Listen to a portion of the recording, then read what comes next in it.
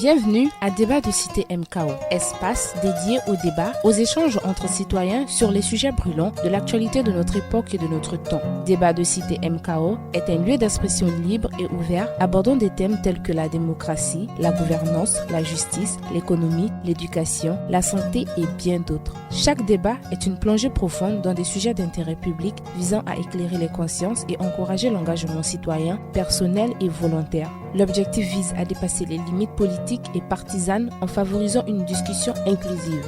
Rejoignez-nous chaque dimanche soir de 21h à 23h GMT en direct sur X-Space, Twitter. Débat de Cité MKO, véritable contrôle et veille citoyen. Merci à tous d'être là pour ce space plutôt très spécial de débat de cité. Pour vous donner juste un contexte, nous avons eu l'occasion de mener à plusieurs occasions et dans plusieurs spaces des débats sur des problématiques constitutionnelles, sur des problématiques institutionnelles, sur des problématiques politiques, sur des problématiques démocratiques, sur des problématiques liées à l'état de droit. À tous les coups, ces discussions nous ont permis d'entendre les opinions des uns qui pouvaient contrarier avec celles des autres. Et à tous les coups, on s'est rendu compte de la nécessité absolue de prolonger des débats, d'étendre des débats et éventuellement de faire en sorte que jamais, absolument jamais, on ait l'occasion de centrer les débats. Sur la question de la démocratie qui nous a permis de constater pour les uns que la démocratie était d'émanation occidentale et que pour cette raison, elle était loin d'être compatible dans le contexte africain, elle était loin d'être adaptée dans le contexte africain.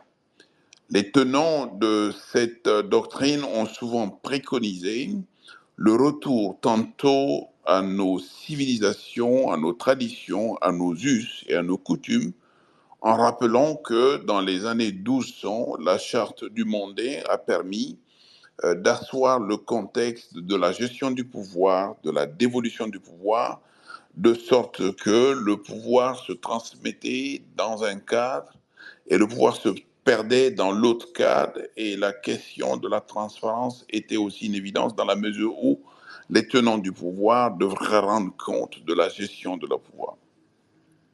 Une autre tendance a aussi souhaité que nous puissions puiser dans le contexte africain de nos traditions, de nos us et de nos coutumes, pour permettre donc de faire évoluer le cadre démocratique, politique et institutionnel lié à la gestion et à l'administration du pouvoir dans un contexte où véritablement la donne africaine pourrait éventuellement s'ajouter à la donne occidentale pour aller dans un processus mieux adapté et mieux coordonné. C'est au cours de l'ensemble de ces échanges qui nous faisait voir et comprendre que nul camp n'avait raison sur l'autre et que l'objectif recherché était véritablement de trouver le meilleur cadre possible qui prenne en compte des objectifs d'intérêt général d'une part et qui prenne en compte des objectifs de gestion et d'administration du pouvoir dans la perspective où véritablement l'élection pouvait être un des schémas et qui pourrait prendre en compte également un système politique, un système institutionnel mieux encadré, notamment par les lois, par les règlements et surtout par la justice. Et depuis quelque temps, un certain nombre de personnes ont accepté de faire partie donc des groupes de personnes qui ont accepté de prendre en charge des sujets, des thèmes et des thématiques toujours en rapport avec la question de la démocratie de façon générale, la question de la gestion du pouvoir de façon générale, la question de l'organisation des institutions de façon générale et la question de la dévolution du pouvoir. Clairement et nettement, nous avons eu l'avantage, en réunissant ce monde, de prendre en compte les termes exacts de nos débats, de nos échanges. Bien évidemment, il faut être capable d'expliquer aujourd'hui que aucune de ces personnes qui a accepté de prendre en charge ces points spécifiques, ne sont des experts. Ils ne sont en rien des experts, ils sont par contre des gens qui véritablement ont accepté, sur la base de leur observation, sur la base de leur constatation, de prendre en main des réflexions qui puissent nous conduire aujourd'hui à engager le débat. Il est clair que la chose est loin d'être facile. Il est clair également que les uns et les autres vont sans doute critiquer. C'est tout à fait normal. Il est clair également que le travail qui vous sera présenté ici par les hommes et les femmes qui ont accepté ne sera pas un travail complet. Nous n'avons pas la prétention ici, en prenant la parole ici, en exposant devant vous, de régler toutes les problématiques qui jalonnent ces questions ô combien difficiles. Et c'est pour ça qu'au cours de ce space, nous avons opté, et là encore, on n'est pas à l'abri de la critique, de donner la parole à toutes ces personnes-là qui ont accepté véritablement de travailler, qui ont accepté de réfléchir et qui ont accepté aujourd'hui de venir présenter le fruit de leur travail. Ils sont 15. Ce space va se présenter sous 4 angles différents et 4 groupes de personnes qui vont devoir prendre la parole pour le premier groupe, d'introduire le sujet du contexte démocratique. Et pour la présentation de ce sujet, nous aurons donc l'avantage d'entendre Brigitte Amengavi en 15 minutes qui va nous parler de la démocratie, de la souveraineté et de l'universalité.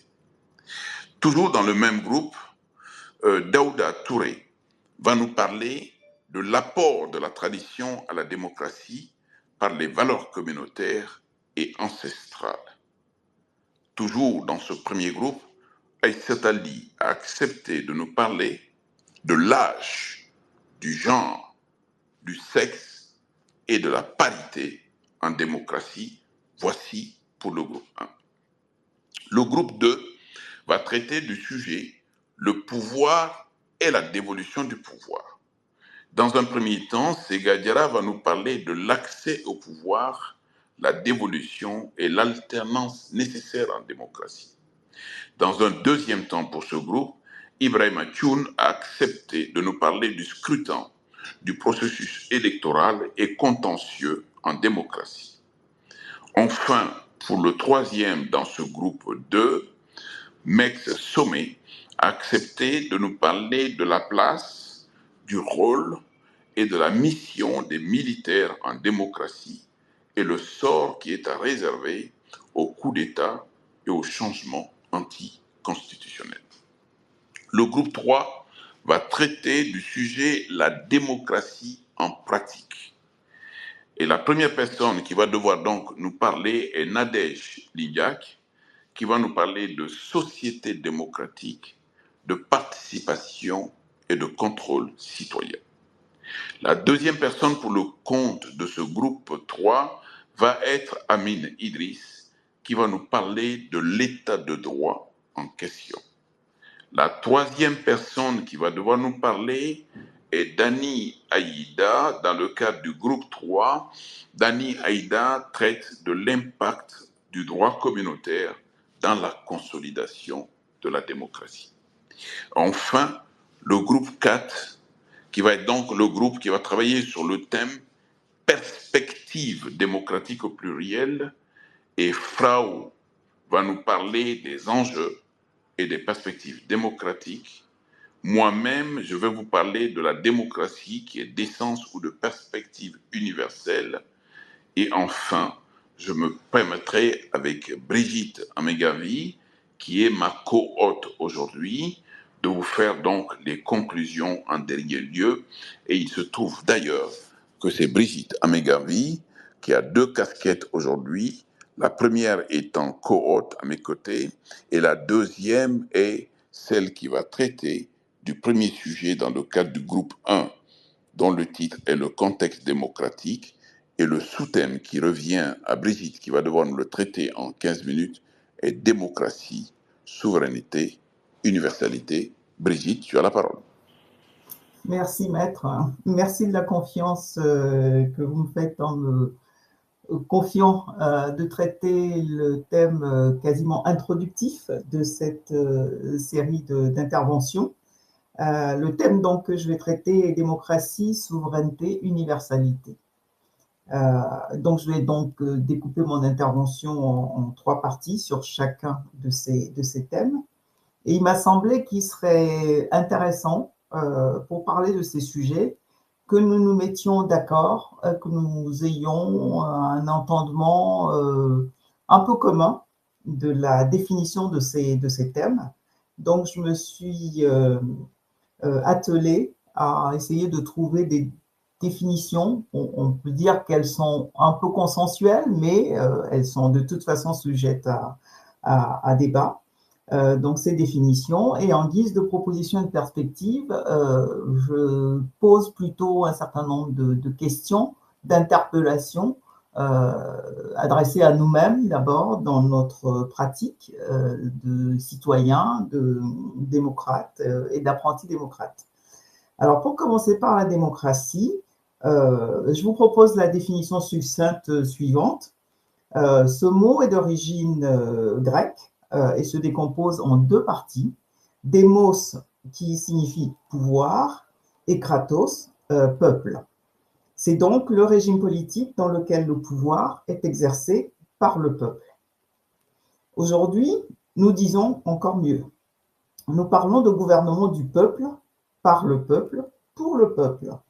C'est ainsi que la démocratie est définie dans certaines de nos constitutions. Mais il faut savoir, en faisant un petit retour historique à l'origine de ce mot démocratie, que dans la Grèce antique, la démocratie ne concernait qu'une partie du peuple. C'était la communauté des citoyens qui excluait donc les femmes et les esclaves.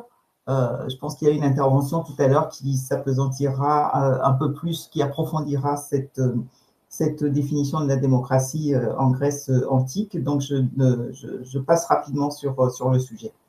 Aujourd'hui, qui peut encore prétendre que la démocratie, définie comme gouvernement du peuple, par le peuple, pour le peuple, ne correspond pas aux valeurs africaines, qu'elle est imposée par l'Occident, notamment par le discours de la Bolle. Et pourtant, c'est ce que nous entendons au quotidien chez les jeunes, chez des moins jeunes également, chez certains putschistes, au nom de la souveraineté, qui se limite souvent dans nos propos, dans nos discours, au rejet de l'Occident. Mais qu'est-ce que la souveraineté et que rejetons-nous dans la démocratie? Est-ce le gouvernement du peuple qui est ainsi dénié à l'Afrique, ou est-ce par le peuple ou pour le peuple qui serait étranger à l'Afrique? Aujourd'hui, après avoir mené le combat pour le droit des peuples à disposer d'eux-mêmes, tout en continuant à le mener pour la souveraineté nationale, pouvons-nous prétendre que certaines franges de la population sont exclues de la communauté des citoyens et donc ne peuvent accéder au pouvoir du peuple et l'exercer pour l'ensemble du peuple? Et pourtant, n'est-ce pas ce que nous faisons au quotidien, en excluant certaines catégories de citoyens de l'exercice du pouvoir? Les femmes, par exemple, en Afrique, sont considérées comme n'ayant pas voix au chapitre. Les jeunes sont un peu discriminés. Certaines catégories sociales sont également exclues de l'exercice du pouvoir.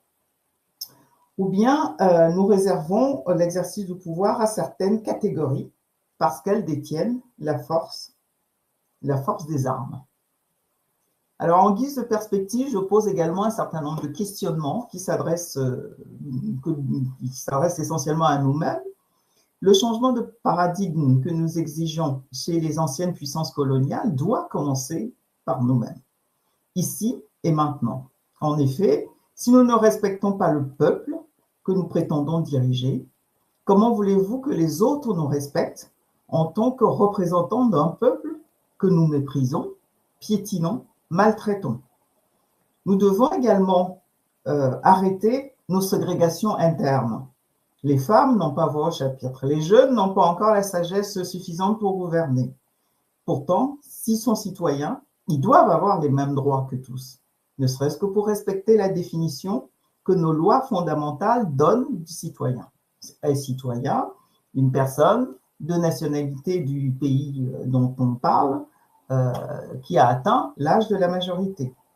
Tous les citoyens doivent donc avoir des chances égales d'accéder au pouvoir et de l'exercer, ce qui signifie une égalité des chances en matière d'éducation et de santé, la République devrait y pourvoir, une égalité des chances en termes de contribution à la création du produit intérieur brut, le fameux PIB, qui n'est rien d'autre que le cumul de la valeur ajoutée créée par l'ensemble des citoyens.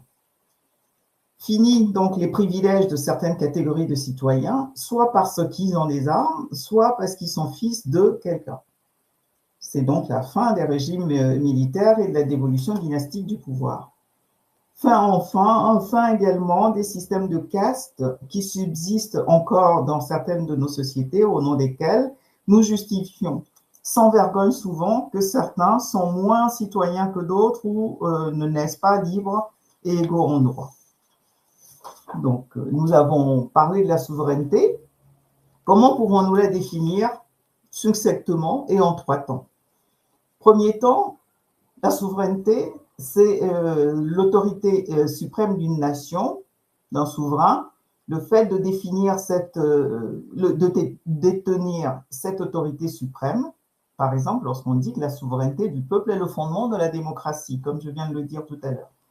L'affirmation suivante figure dans presque toutes nos constitutions, la constitution de nos États pour quelque temps encore. Cette expression, c'est « la souveraineté appartient au peuple qui l'exerce à travers ses élus ». C'est l'article 4 de la constitution togolaise, toujours en vigueur. Deuxième définition de la souveraineté, le caractère d'un État qui n'est soumis à aucun autre État. Ce mot est à la mode sous cette acception, assaisonné à toutes les sauces, y compris monétaire. On nous parle de souveraineté monétaire. Mais peut-on se proclamer souverain lorsque l'on dépend de l'extérieur pour tout, pour se nourrir, pour vendre nos matières premières brutes? Et où s'arrête notre souveraineté par rapport à celle de nos voisins lorsque nous prenons conscience du fait qu'aucun de nos États, issus des frontières artificielles de Berlin, 1885, ne peut s'en sortir tout seul? Troisième acception du terme souveraineté, et celui-là aussi, nous l'aimons bien, c'est le nom dérivé du souverain. Définition du Robert qui dit le souverain, c'est celui qui est au-dessus des autres dans son genre et dont le pouvoir n'est limité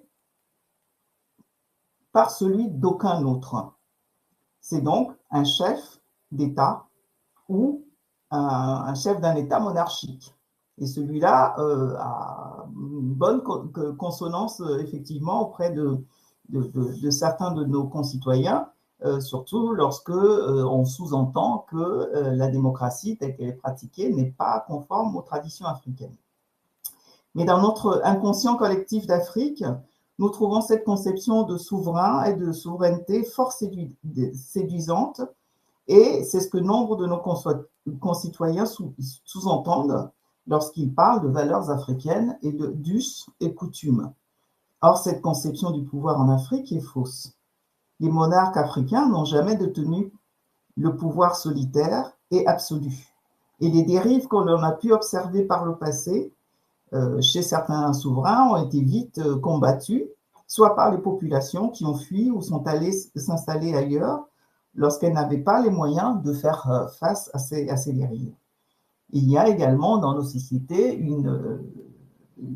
une disposition qui dit que le souverain règne, mais ne gouverne pas.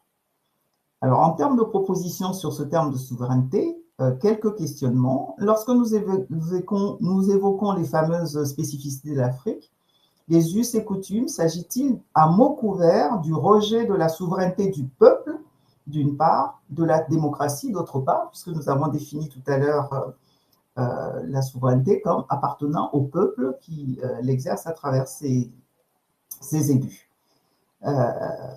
Cette souveraineté ne peut s'exercer que via les représentants élus par les citoyens. Et parmi les citoyens qui leur ressemblent et qui sont les mieux placés pour les représenter. Ce qui implique donc que les élections doivent être transparentes, inclusives et crédibles. L'équité impose qu'il y ait égalité de chance entre candidats, donc pas de militaires concourant contre des civils, pas de membres de gouvernement de transition se taillant un costume sur mesure au lieu de contribuer à définir des règles de vivre ensemble, désintéressées, équitables, valables pour tous. Et si tous les citoyens sont libres et égaux en droit, le suffrage universel et équitable doit être la règle à toutes les élections, même celles élisant le représentant suprême du peuple, pas de grands électeurs, de mon point de vue. En guise de perspective également, quelques questionnements, comme je l'ai fait tout à l'heure pour le terme démocratie. Concernant la souveraineté, donc, pour la représentativité de l'élection, il faudrait imposer l'équivalent d'un quorum, c'est-à-dire un taux de participation en deçà duquel une élection est déclarée non valide et doit être réorganisée. Si nous avons tous conscience du fait que, pour s'en sortir, nos pays dont les frontières ont été tracées lors de la conférence de Berlin en dépit de tout bon sens, doivent mutualiser leurs ressources. Pourquoi ne pas mutualiser les moyens consacrés à l'organisation des élections au sein d'une organisation transnationale qui gérerait les questions de sécurité, d'identification, de paix, de démocratie, de manière à ce que les élections puissent être libres et transparentes, et nous mutualiserons de cette manière-là les coûts d'organisation des élections. En tout état de cause, l'appartenance à un regroupement sous-régional ou régional suppose l'abandon partiel d'une partie de sa souveraineté sous des sujets délégués au groupement, et c'est sans doute le prix à payer pour que la souveraineté pleine et entière, alimentaire, économique, sociale, politique, etc., appartienne vraiment aux peuples africains. Universalité, enfin, en toujours le même exercice, quelle définition pouvons-nous apporter succinctement de ce terme d'universalité? L'universalité, c'est le caractère de ce qui est universel, c'est-à-dire qui s'étend à l'ensemble des hommes et qui est commun ou concerne et implique tous les hommes. On parle d'universalité du langage. Vu sous cet angle, nous sommes tous d'accord puisque nous reconnaissons que tous les hommes, tous les groupes humains ont leur langage par lequel ils expriment leurs pensées, leurs sentiments et communiquent. En revanche, on note une levée de bouclier dès que l'on parle de l'universalité des droits de l'homme. Et pourtant, cela signifie que tous les êtres humains jouissent des mêmes droits fondamentaux du seul fait de leur humanité, où ils vivent et quoi qu'ils soient, indépendamment de leur statut ou de leurs caractéristiques particulières. Et les tenants de cette levée de bouclier décrètent tout d'un coup que les droits de l'homme sont un concept néocolonialiste, importé et imposé par l'Occident, le discours de la Baule ou par la France. Pourtant, l'universalité, l'égalité des droits a été le fondement de nombre de luttes de libération. La lutte qui a mis fin à l'esclavage, les luttes de libération qui ont mis fin à la colonisation, à l'apartheid. Serions-nous donc en train de dire que les colons endogènes, eux, ont le droit de brimer, de discriminer, de torturer, de priver leurs frères de leurs droits fondamentaux? Si oui, au nom de quel privilège, à part le fait qu'ils ont la force des armes et qu'ils sont, de toute évidence, des armes qui, elles-mêmes, sont de toute évidence importées? Alors, la réponse est non. En Afrique comme ailleurs, les hommes naissent libres et égaux en droit. en droits fondamentaux, en droit à une justice équitable, en droit à l'éducation, à la santé, à la culture, garanti par un état de droit qui garantit également l'égalité, surtout dans la gestion de la chose publique, et notamment le droit d'élire et d'être élu démocratiquement. Il s'agit de libérer cette énergie, de lui donner les moyens nécessaires pour qu'elle puisse s'exprimer et exprimer les talents, le génie qu'elle veut mettre au service du développement du bien commun et de la société. En guise de perspective, je vous invite simplement à considérer que le changement de paradigme que nous appelons de nos voeux reboucle sur la notion de démocratie par laquelle nous avions commencé cet exposé, et quelle est la meilleure preuve de l'universalité des droits de l'homme que de constater que la charte du Mandé, qui est datée qui date du XIIIe siècle, 1222 selon certaines thèses et 1236 selon d'autres thèses, est juste contemporaine à la Magna Carta, la Grande Charte britannique, à l'époque donc de l'Angleterre, qui date de 1215, sans qu'il y ait eu quoi que ce soit en termes de communication entre l'Europe et l'Afrique. Les Britanniques se sont révoltés contre leur roi et un accord a été trouvé à travers la Grande Charte.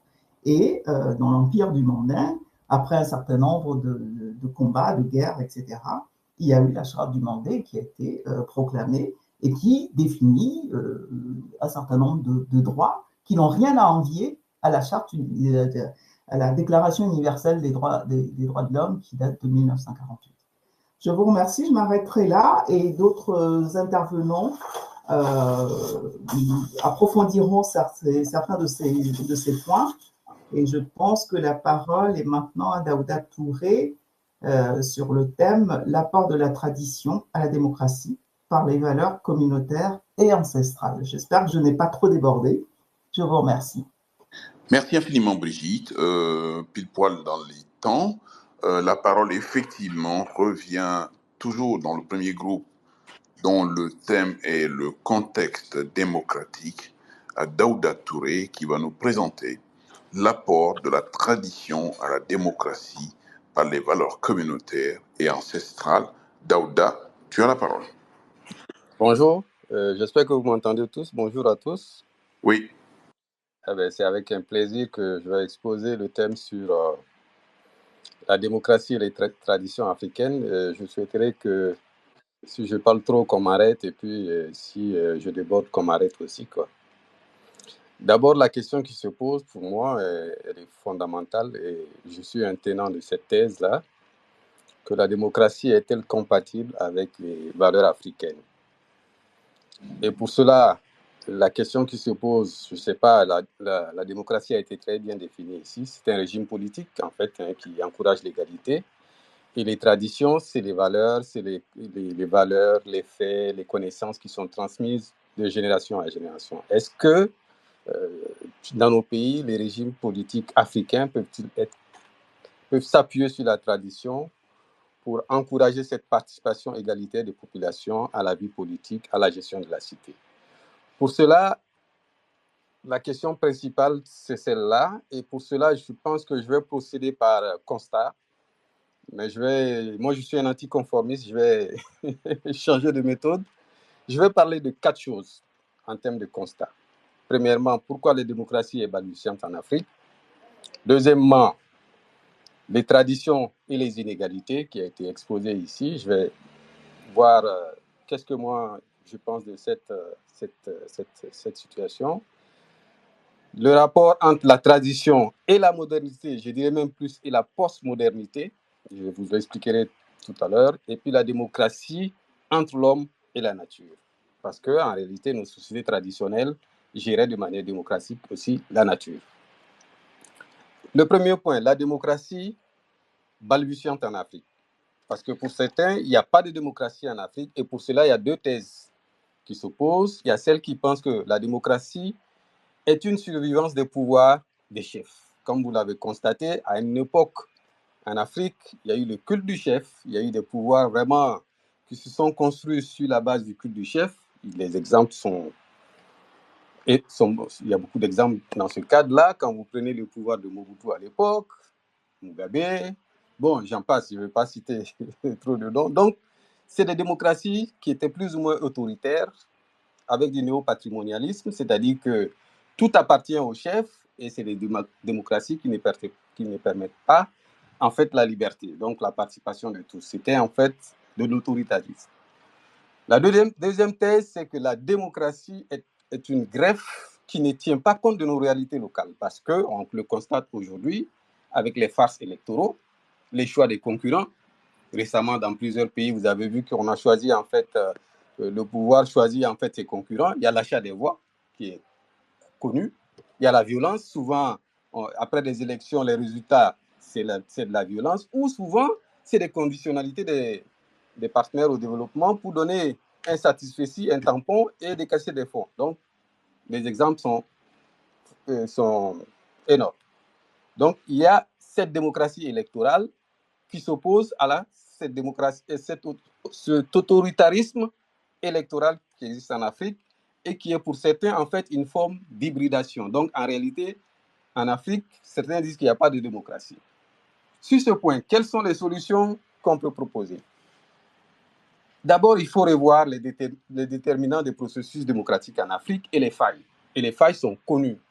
Les failles de la démocratie, je viens de les citer, c'est en fait le choix aussi entre quel type de démocratie. Est-ce qu'il nous faut une démocratie libérale ou une démocratie délibérative? Ça existe dans plusieurs pays des démocraties délibératives. Je vous donne l'exemple du Botswana, où en plus des élus, il y a une chambre aussi des chefs traditionnels qui participent à la gestion politique. Et ça, c'est un exemple africain et ça existe aussi dans beaucoup d'autres pays. Deuxième solution, il faut... La démocratie est compatible avec les cultures africaines. Et quand vous regardez l'histoire, les traditions africaines, l'Empire du Ghana, le chef était entouré par un cercle de conseillers qui venaient de différentes tribus. Ça existait chez les Akans, ça existait chez les Yoruba, ça existe dans beaucoup de communautés où il y avait même des premiers ministres, il y avait une délégation de pouvoir et il y avait même des États confédérés où les gens mutualisaient la défense nationale. Avec quand vous regardez l'armée au temps du Ghana, c'était une armée confédérée où chaque royaume envoyait en fait des guerriers. Troisièmement, il ne faut pas qu'on ait peur du débat, que les contradictions qu'on a dans nos démocraties, qu'on puisse les mettre sur la table et qu'on discute. En réalité, c'est ça qu'il nous faut. Et ces contradictions existent. Et dans les perspectives, je vais vous les exposer. Et ces contradictions-là doivent nous permettre de mettre en place une démocratie où le choix d'une assemblée élective, pourquoi pas, pour choisir un chef, je ne sais pas. Pourquoi pas le pouvoir du judiciaire au temps du Ghana, il y avait les cadis. Est-ce qu'on ne peut pas l'améliorer pour être conforme à nos réalités? Est-ce que le cercle de clan qui est autour du chef ne peut pas constituer un pouvoir législatif qui légifère et qui dit les lois? Pourquoi on ne peut pas réfléchir à mettre en place quelque chose qui marche? Et enfin, sur ce point-là, il faut qu'on mette fin à l'illusion de conformité. C'est-à-dire que tout ce qu'on pense que les camisoles, tout ce qui est prêt à manger, comme on dit les Anglais, one size fit for all, c'est-à-dire qu'il n'y a pas de modèle standard de démocratie, il y a des expériences et des pratiques démocratiques. Et quand on regarde les pays occidentaux, c'est la même chose, il faut qu'on adapte selon notre réalité. Les perspectives sur ce premier point, pour ne pas être trop long, il faut qu'on soit capable de dépasser nos traditions et adapter nos modèles de gestion du pouvoir. Et cela doit tenir compte du modèle républicain. Et il faut qu'on ait le courage de réfléchir et qu'on mette fin au culte du chef. Parce qu'en fait, c'est ça qui pose problème en Afrique.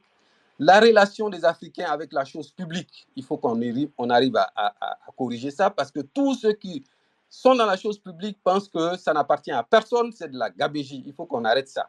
Il faut aussi que l'intérêt général prime sur l'intérêt privé. L'opportunisme, on doit mettre fin à ça. Les élites africaines qui ont peur du pouvoir, de perdre leur position, c'est ça qu'il faut, ça aussi, il faut lutter contre. Parce qu'en réalité, c'est eux qui maintiennent les chefs dans cette situation. Sur ce point, je pense que je vais arrêter là pour ne pas être trop long, pour ne pas épuiser tout mon temps. La deuxième, c'est la tradition et les inégalités. Dans nos sociétés, il faut reconnaître que les inégalités existent entre les aînés et les cadets, entre les hommes et les femmes, entre les esclaves et les hommes libres. Il faut qu'on trouve une solution. Et ça, c'est une question fondamentale qui est sur la table, mais qu'il faut corriger. Mais en réalité, quand on regarde dans les fonds, dans nos sociétés traditionnelles, en réalité, le chef même dans l'Empire du Mandé, il ne peut pas prendre une décision sans sa femme.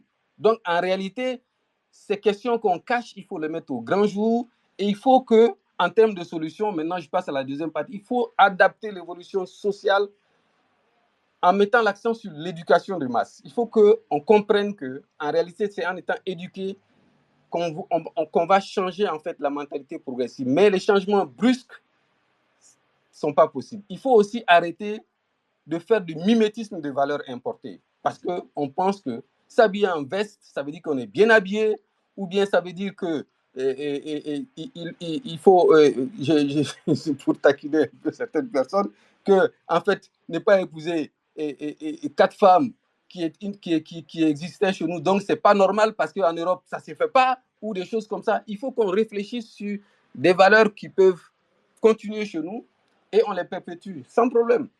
En termes de perspective, il faut réfléchir à comment assurer cette égalité des chances pour tous pour participer au pouvoir. Ça, c'est fondamental.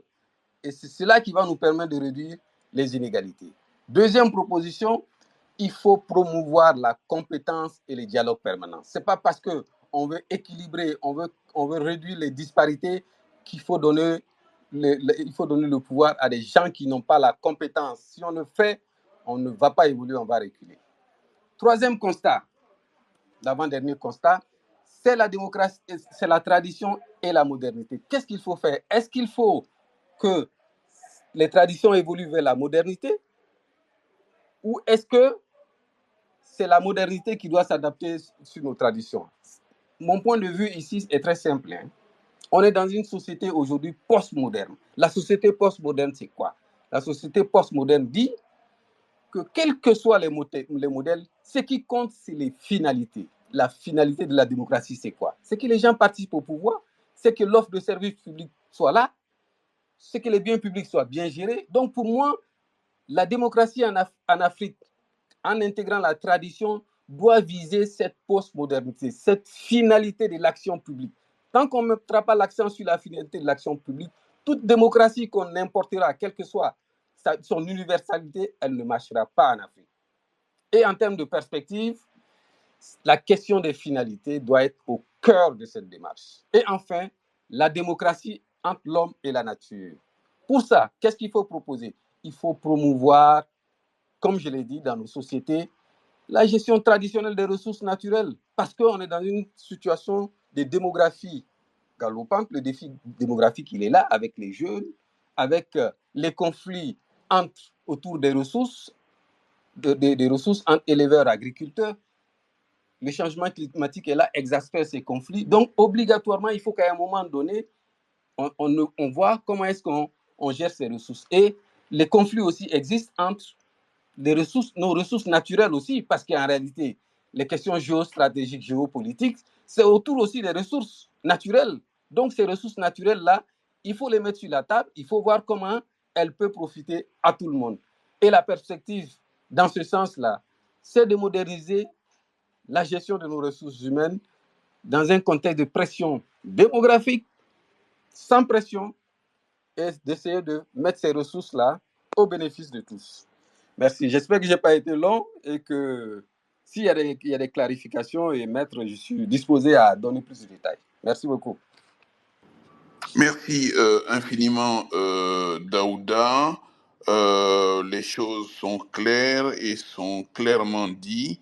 Et on va passer donc au troisième intervenant dans le cadre de ce space, encore une fois spécifique, où nous essayons aujourd'hui d'essayer de construire la démocratie Et nous avons mis en place divers groupes de travail, dont le groupe 1, sur le contexte démocratique.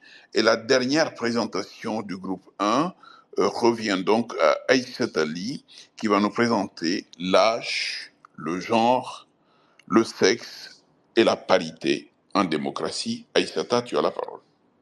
Bien, merci Maître Konaté. Bonsoir à tout le monde. Et comme annoncé donc par Maître Konaté, le thème que je vais développer, c'est l'âge, le genre, le sexe et la parité en démocratie. Alors le constat général que moi je fais de ce thème-là est que la démocratie en Afrique souffre de fortes inégalités qui restreignent donc la participation politique des jeunes et des femmes et leur capacité à s'engager dans le processus démocratique. Alors, il est déjà important de noter que quand on parle de jeunesse, on parle essentiellement des hommes et des femmes de moins de 35 ans. Je parlais donc des causes essentielles que je pense sont essentiellement les inégalités socio-économiques et l'accès limité à l'éducation. Et donc, avec une population dont l'âge moyen est d'environ 19 ans et dont les femmes représentent 50,05% et les hommes 49,94%, l'Afrique reste tout de même le continent où une grande majorité de la population, bien que compétente, demeure nettement minoritaire dans les instances formelles de gouvernance et dans le débat politique. Et ce décalage entre les systèmes politiques africains dominés par des hommes âgés, en particulier au plus haut niveau, et la jeunesse africaine se traduit par une gouvernance et des politiques qui ne répondent pas aux besoins et aux attentes des jeunes. Fort malheureusement, c'est un constat que l'on fait et dans mon pays et dans beaucoup d'autres pays à travers le continent. Et vous conviendriez avec moi que l'âge joue un rôle crucial en démocratie, tant dans la participation politique que dans la prise de décision. D'ailleurs, un phénomène qui dénote de nos problèmes de représentativité est tout de même l'âge de nos dirigeants. Quand on regarde l'écart d'âge entre les dirigeants africains et l'écart entre l'âge des dirigeants africains et donc l'âge des populations, c'est généralement assez considérable. Et d'ailleurs, selon une étude de l'Union africaine, l'âge moyen des 10 dirigeants africains les plus âgés est de 78,5 ans, contre 52 ans pour les 10 économies les plus développées du monde. Alors que paradoxalement, le continent africain possède quand même la population la plus jeune du monde, avec un âge médian de 19,5 ans. Et bien évidemment, cet état de fait reflète une disparité grandiose qui affecte fortement les objectifs de gouvernance. Alors, ça, c'était par rapport à l'âge.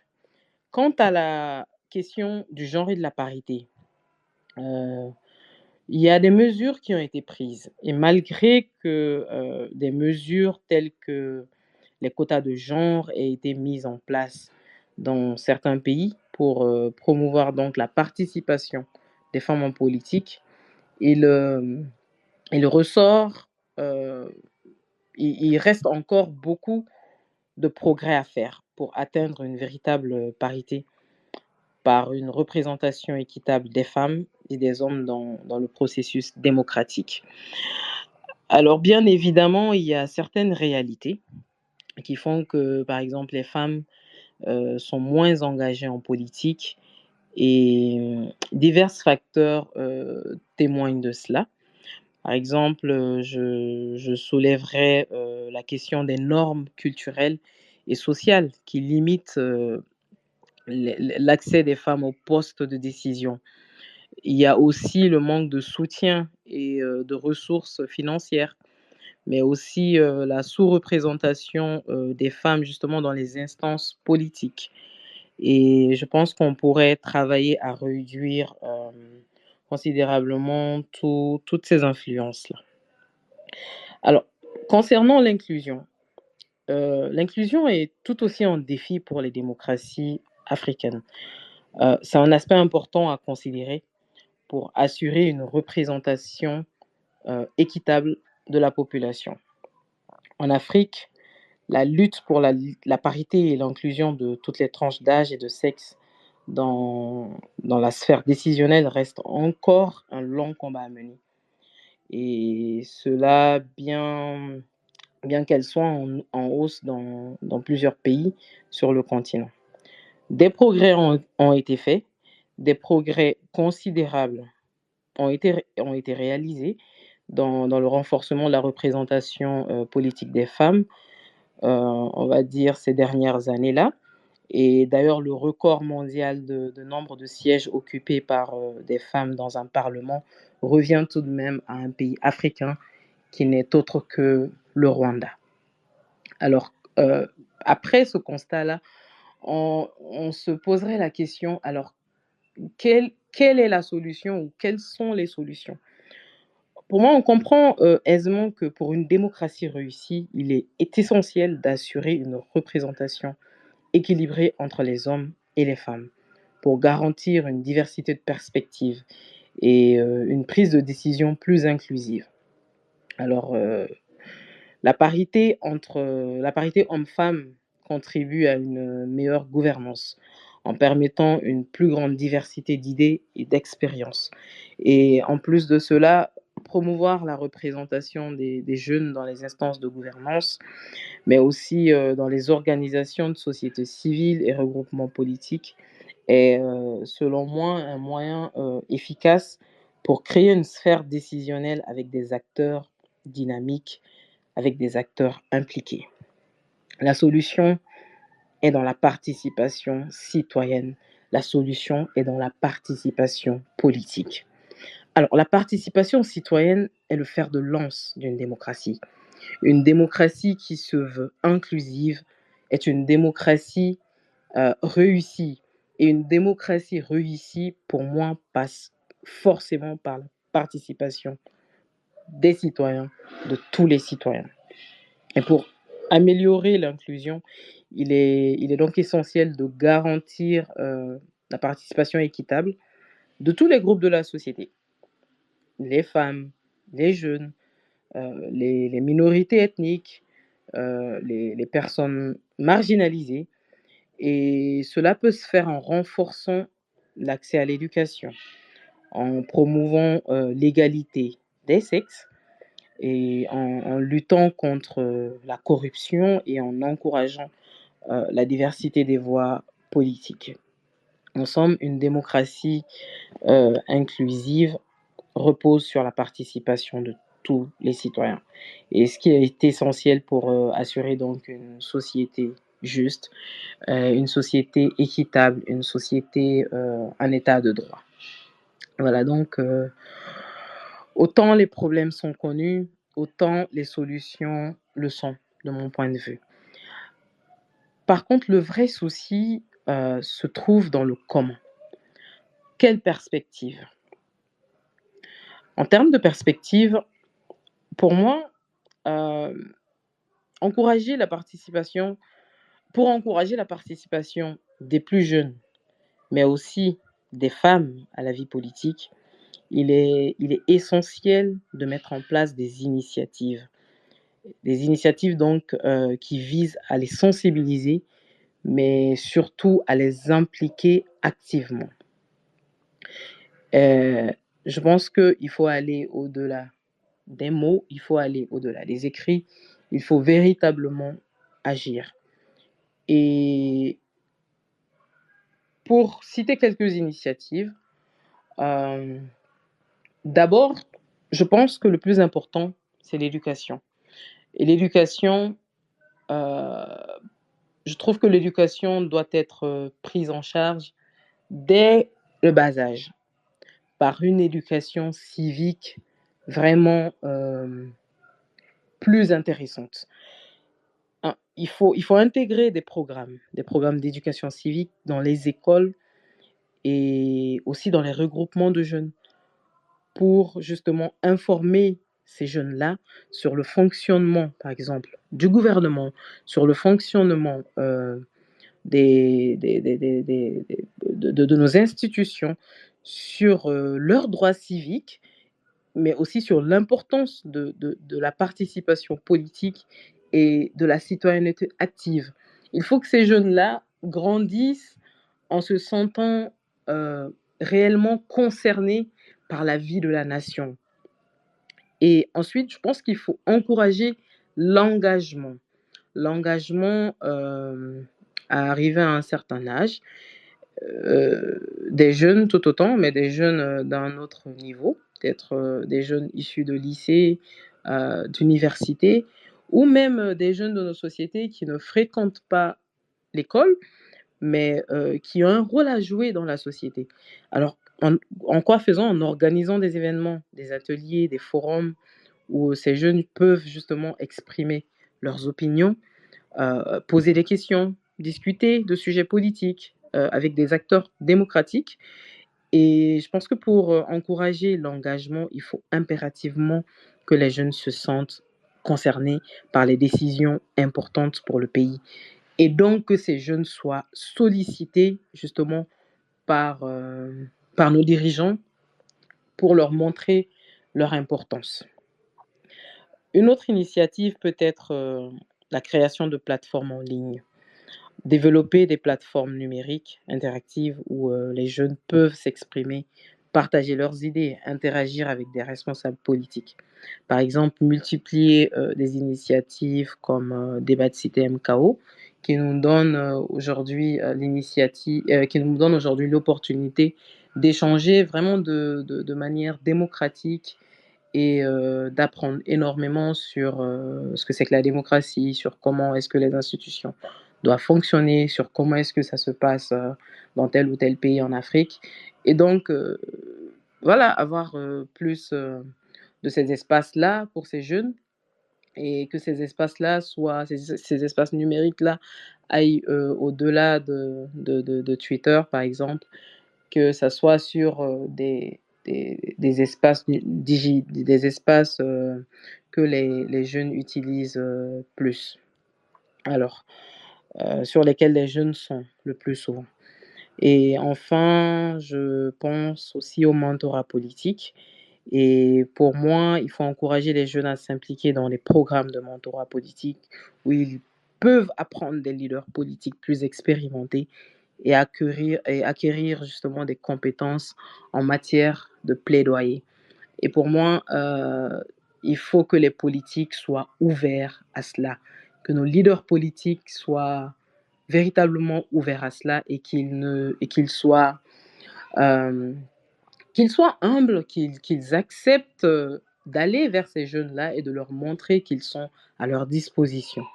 Enfin, il faut encourager des initiatives visant à promouvoir le leadership et l'autonomisation des femmes.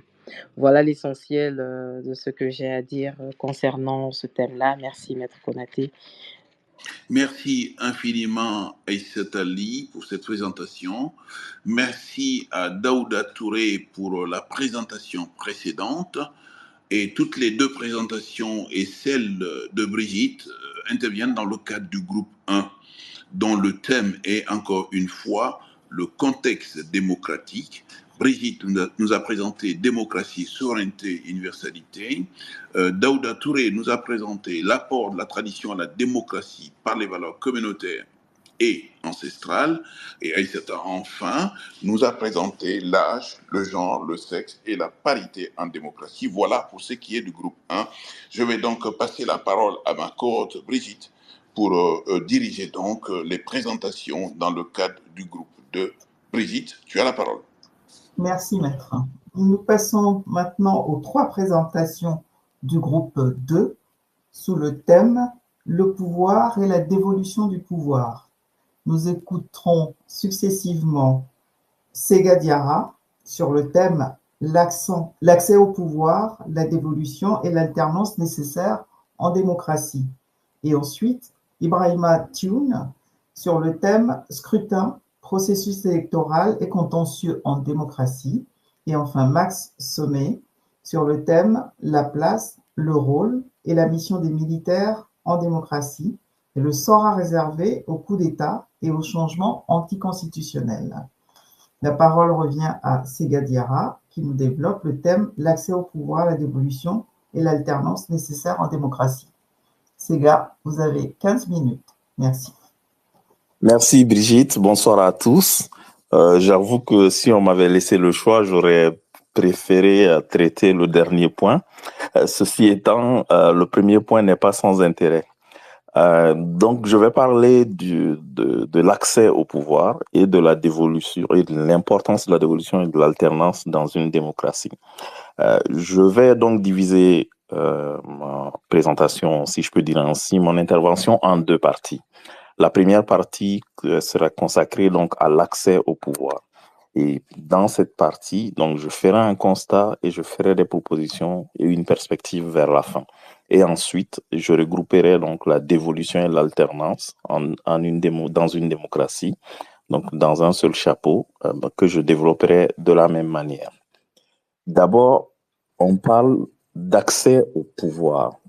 Donc, ce qu'il faut comprendre, c'est que l'accès au pouvoir est un pilier fondamental de toute démocratie.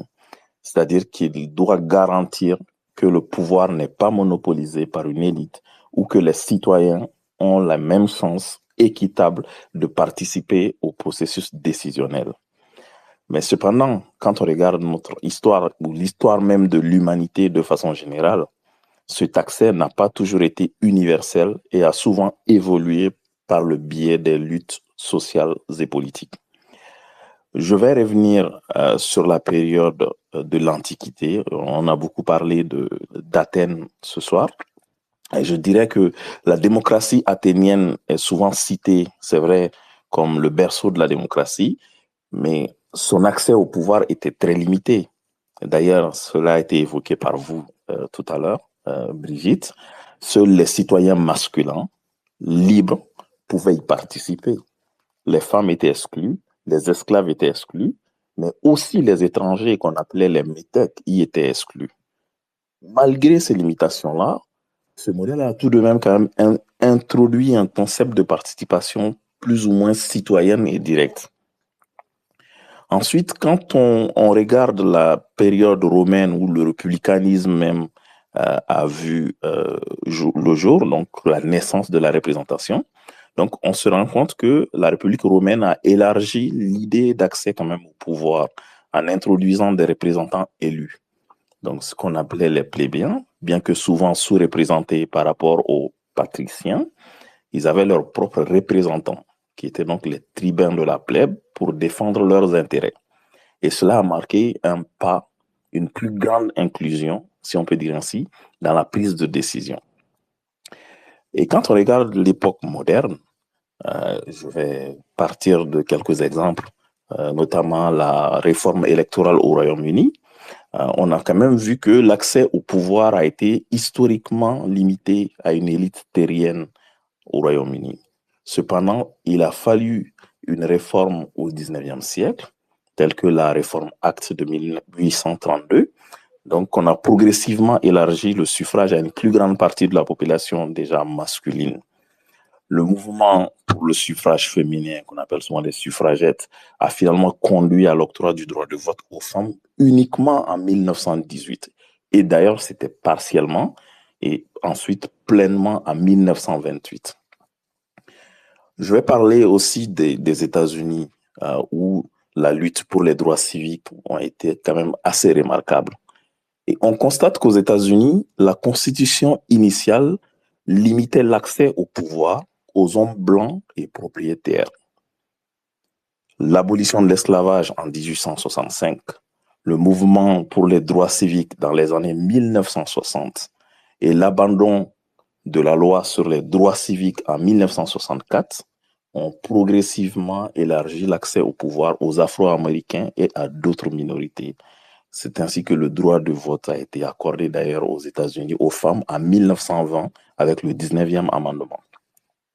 Je reviens chez nous sur le continent. Prendre l'exemple sur l'Afrique du Sud.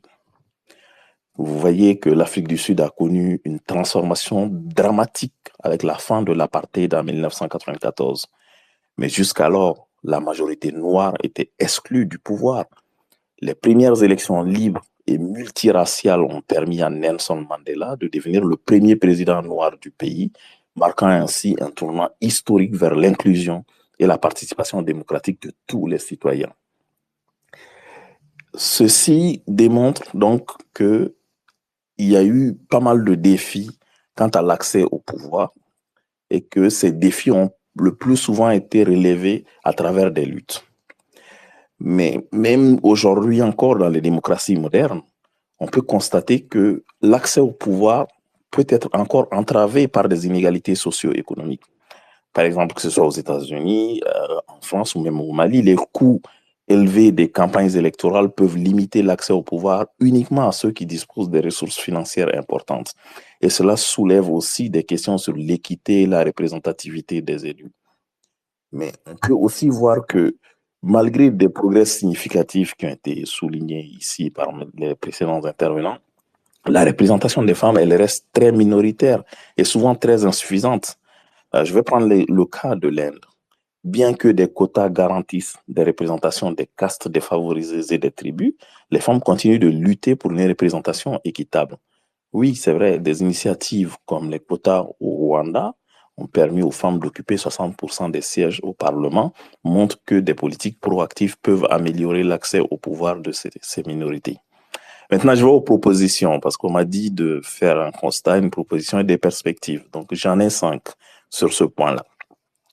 Ma première proposition, donc, c'est de réformer, c'est des réformes électorales et législatives, hein, bien évidemment, avec donc du coup l'introduction de ces quotas-là pour une représentation équitable.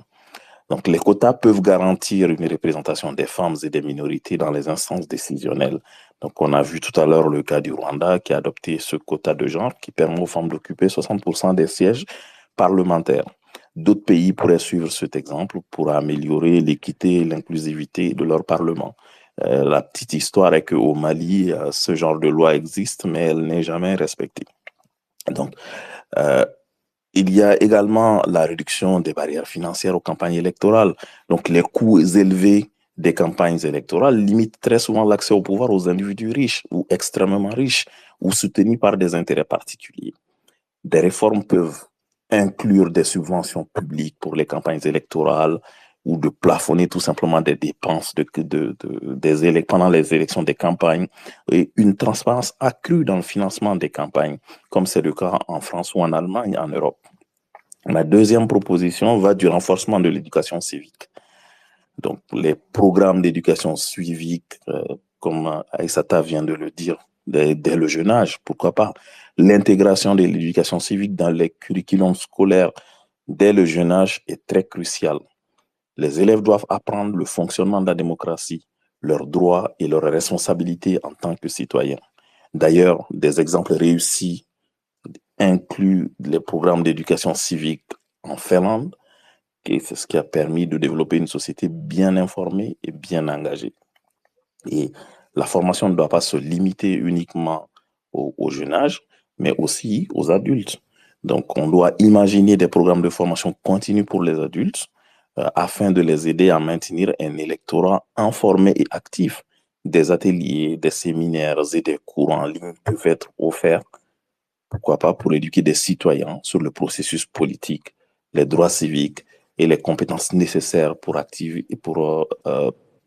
participer activement à la vie politique. Ma troisième proposition vient de l'amélioration de l'accès à l'information. Vous savez que la promotion de la liberté de la presse et du pluralisme des médias est indispensable pour une démocratie saine. Et une presse libre, diverse est essentielle pour une démocratie réussie. Nos gouvernements doivent garantir la liberté de la presse et la liberté d'expression et soutenir le pluralisme médiatique pour s'assurer que les citoyens ont accès à une information variée et non biaisée. Je citerai encore le cas des pays scandinaves comme la Suède et la Norvège, qui sont des exemples de réussite en matière de liberté de la presse. Mais au-delà de ce pluralisme de la presse, il faut aussi développer des médias publics indépendants. Nos médias publics doivent être indépendants du contrôle gouvernemental et financier. Quand on entend dans un pays qu'il existe un ministère de l'information et de la communication, ce pays a un manque de démocratie. Des modèles comme la BBC au Royaume-Uni montrent comment les grands médias bien financés et indépendants peuvent fournir une information de qualité et équilibrée. Ma quatrième proposition concerne la facilitation de la participation électorale. Vous savez que chez nous, le plus souvent, pour s'inscrire sur le fichier électoral, c'est assez compliqué.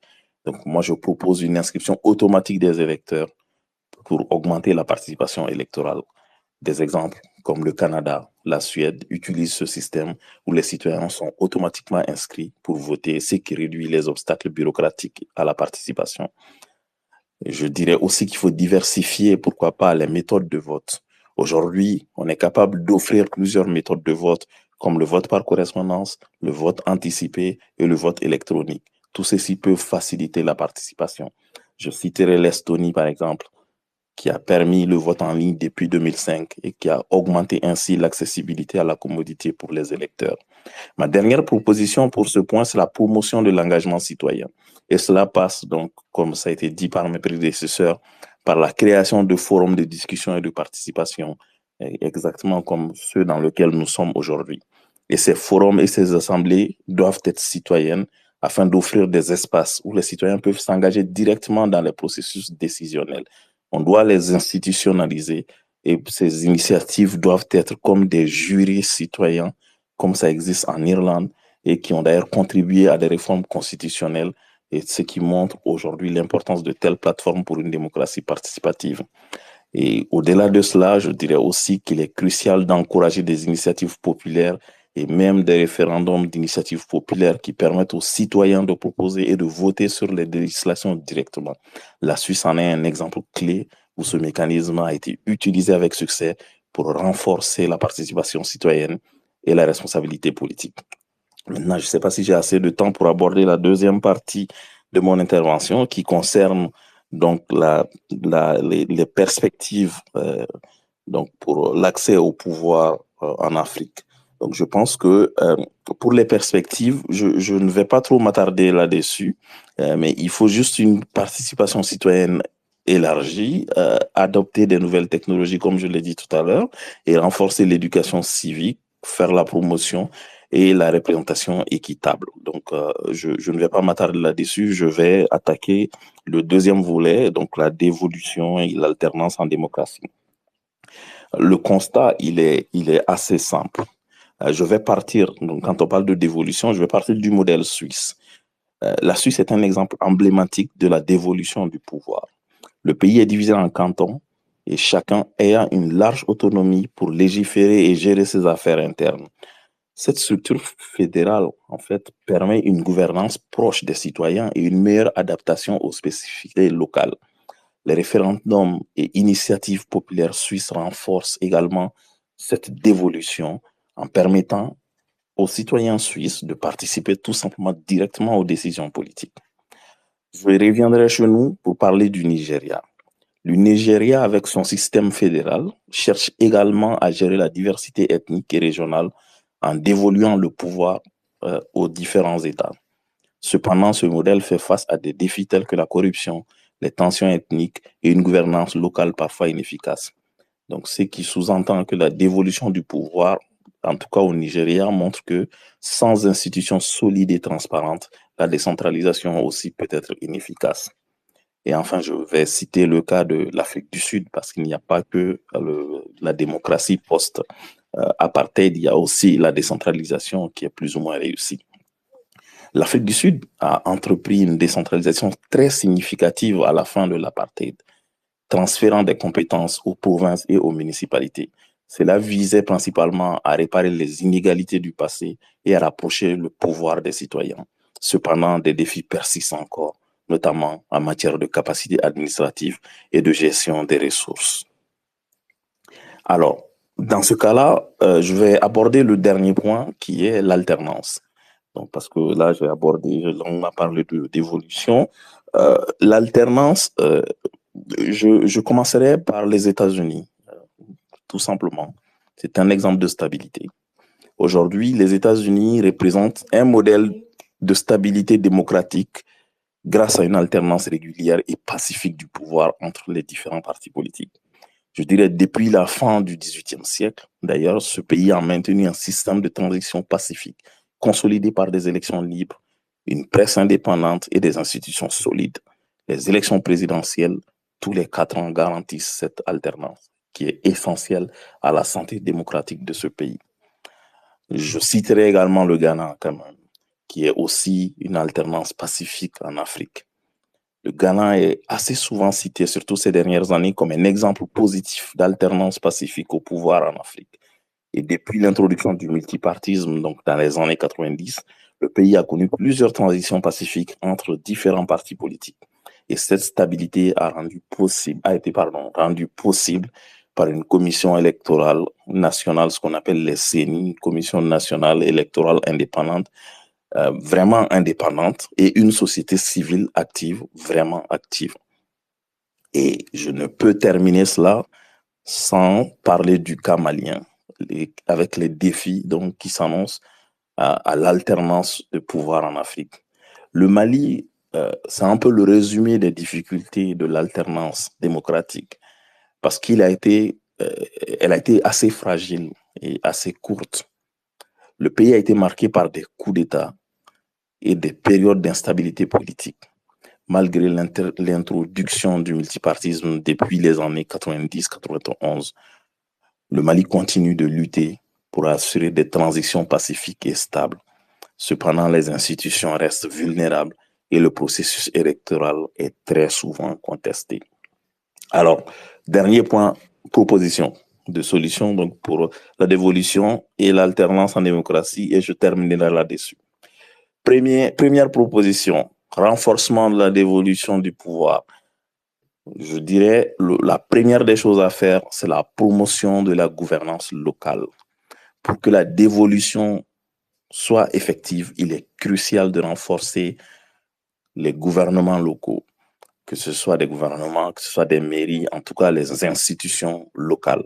Cela inclut la formation des fonctionnaires locaux, l'amélioration des infrastructures et la mise en place d'un système de gestion financière solide. Le modèle de gouvernement local en Norvège, où les municipalités disposent de compétences larges et de ressources adéquates, pourrait servir d'inspiration. Je parlerai ensuite de la transparence et de la responsabilité. C'est très important. La transparence et la responsabilité sont essentielles pour une décentralisation réussie. Les mécanismes de contrôle, tels que la Cour des comptes, déjà qu'on a du mal à mettre en place dans certains pays en Afrique, et des cours de comptes locales, et les audits indépendants doivent être mis en place pour surveiller l'utilisation des fonds publics. Et il en existe des exemples au Kenya, où les audits citoyens montrent comment la participation citoyenne peut améliorer la responsabilité. Et d'ailleurs, je parlerai de cette participation citoyenne. Les citoyens doivent être actifs et impliqués dans les prises de décision locales. Il ne sert à rien de crier les noms des gens sur Internet. C'est des libérateurs, c'est des rois des génies. La Suisse en est un exemple. Avec ses fréquents référendums et des initiatives populaires, la Suisse démontre comment une participation directe peut renforcer la légitimité des décisions politiques. Aujourd'hui, des plateformes de participation en ligne peuvent être utilisées pour consulter les citoyens sur des questions aussi importantes comme la sortie de la CEDEAO ou la création de l'AES. Alors, assurer une alternance. Oui, ok, donc je vais conclure. Donc, pour assurer une alternance pacifique et régulière, il faut des institutions électorales indépendantes. Comme j'ai donné le cas du Ghana, donc nos CENI ou CNE doivent être réellement indépendantes. Il faut des réformes législatives pour limiter les mandats, c'est très important. La limitation des mandats est cruciale pour éviter la monopolisation du pouvoir. Et il faut aussi encourager le multipartisme. Donc, le multipartisme doit être très encouragé pour assurer une alternance effective. Et cela passe par l'éducation, donc des programmes d'éducation, la sensibilisation, la promotion de la culture démocratique. Donc, les perspectives pour l'Afrique sont assez prometteuses si les efforts pour renforcer les institutions démocratiques, adopter les technologies numériques, améliorer l'éducation civique et promouvoir la représentativité équitable est encouragé avec la décentralisation. Alors, je vais conclure. Ben, je dirais que la démocratie est tout simplement un chemin long et semé d'embûches, mais avec des efforts soutenus et des réformes adaptées, il est possible de construire des systèmes de gouvernance qui bénéficient à l'ensemble de la population. L'engagement collectif et l'adaptation des meilleures pratiques mondiales aux réalités locales sont les clés pour assurer un avenir prospère et pacifique pour le Mali et l'Afrique. Je vous remercie. Merci à Sega pour cette présentation portant sur le sujet l'accès au pouvoir, la dévolution et l'alternance nécessaire en démocratie. Toujours dans le cadre du groupe 2, le deuxième sujet qui va être présenté donc par Ibrahim Thioune est relatif au scrutin, processus électoral et contentieux en démocratie. Je crois que Ibrahim Thioune est là, il peut prendre la parole, le temps que Brigitte revienne. Bonsoir, maître. Merci de m'associer à cette réflexion autour de la problématique de la démocratie. Alors, autour d'un sujet assez aride, mais sur lequel on va essayer de formuler trois réflexions pour se coller un peu au cadre méthodologique qui nous a été livré, à savoir les constats, les solutions et les perspectives. Bon, on peut en tout cas dire que, aussi loin que les travaux des historiens ont pu identifier les organisations humaines, on a toujours trouvé des formes d'organisation de pouvoir. Les sociétés humaines ont, comme dans leur ontologie, le fait d'organiser le pouvoir. L'organisation du pouvoir pose nécessairement des questions liées à la dévolution de ce pouvoir-là, à la question toute simple, qui doit nous gouverner, comment doit-on le choisir?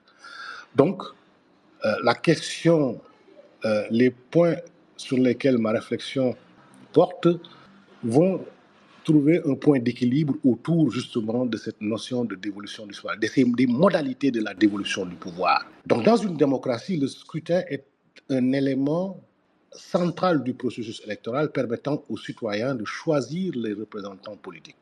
Cependant, le processus n'est pas exempt de contestations et de contentieux qui peuvent survenir. Alors, qui ne définit pas au début va buter à la fin. On va juste soigner le vocabulaire en définissant un peu ces termes qui composent ce sujet. Un scrutin désigne un processus par lequel les citoyens expriment leur choix lors d'une élection en votant pour un candidat, une liste ou une proposition. C'est le moment où les électeurs exercent leur droit de vote pour désigner leurs représentants politiques ou se prononcer sur une question. C'est ça, un scrutin.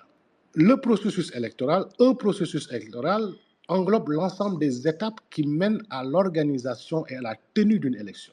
Cela inclut la préparation des listes électorales, la campagne électorale, le vote proprement dit, le dépouillement des votes et l'annonce des résultats. Le processus électoral est encadré généralement par des lois.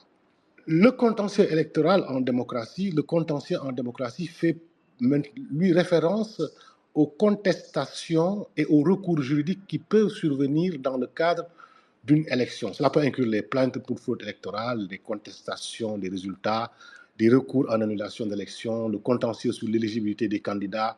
Le contentieux en démocratie donc vise à résoudre les conflits liés au processus électoral pour que celui-ci soit le plus transparent et le plus équitable. Sous le rapport de ces définitions-là, sous le bénéfice de ces définitions-là, plusieurs angles d'analyse sont possibles. On peut avoir plusieurs entrées pour analyser un peu cette thématique.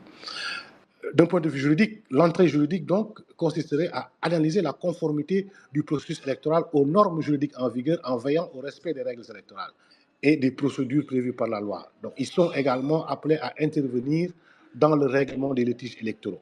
D'un point de vue politique, donc si on faisait un peu de la science politique pour avoir une entrée, on étudierait plutôt les dynamiques politiques à l'œuvre dans le processus électoral en analysant les motivations des acteurs les stratégies électorales mises en œuvre et les enjeux démocratiques en jeu.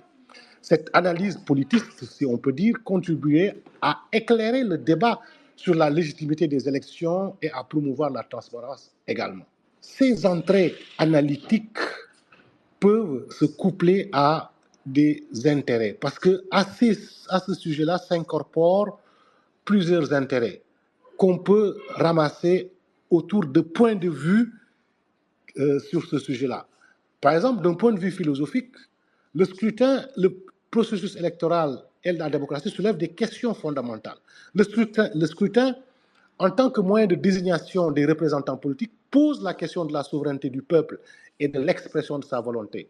En effet, les votes des citoyens sont censés refléter leurs préférences et leurs intérêts et permettre ainsi la mise en place d'un gouvernement.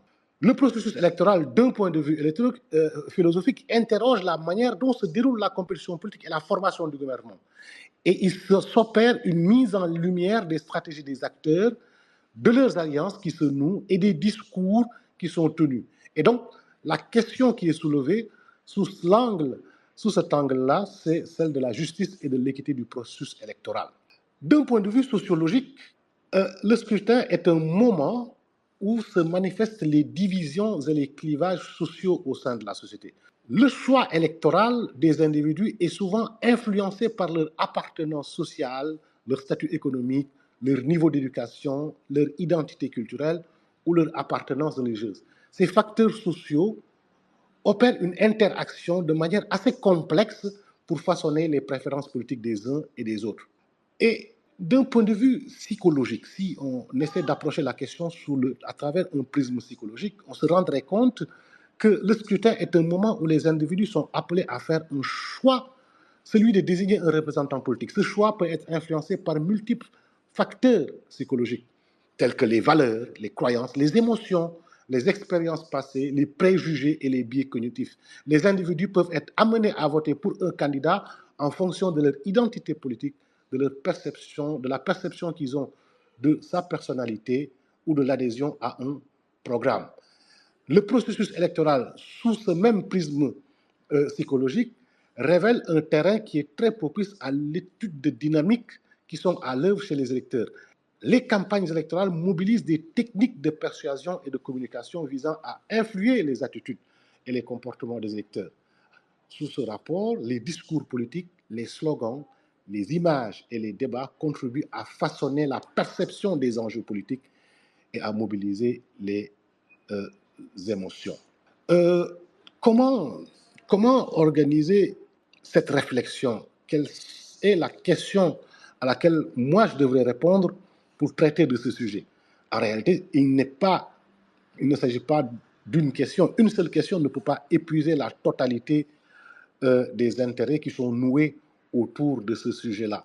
Parce qu'on pourrait se poser la question de savoir comment assurer l'intégrité et la légitimité des élections démocratiques face aux défis de la fraude électorale et du contentieux électoral.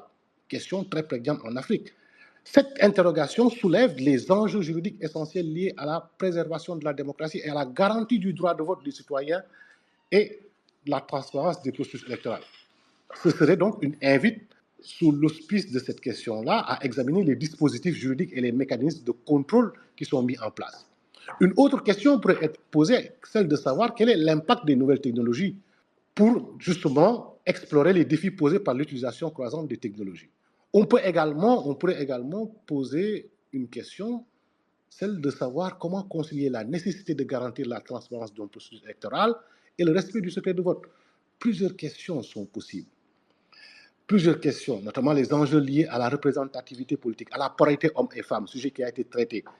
Comment garantir l'indépendance et l'impartialité des organes de contrôle? On a tout à l'heure parlé de la CENI au Ghana, au Sénégal, on a la Sénat. Toutes ces problématiques-là peuvent être explorées. Mais comme on a défini un canevas au travers duquel le sujet devrait être traité, je vais maintenant, comme un bon juriste, organiser un diptyque pour voir quels sont les constats et les perspectives qu'on peut faire. Donc, je vais grossièrement articuler ma réflexion autour, d'une part, des constats et d'autre part des perspectives.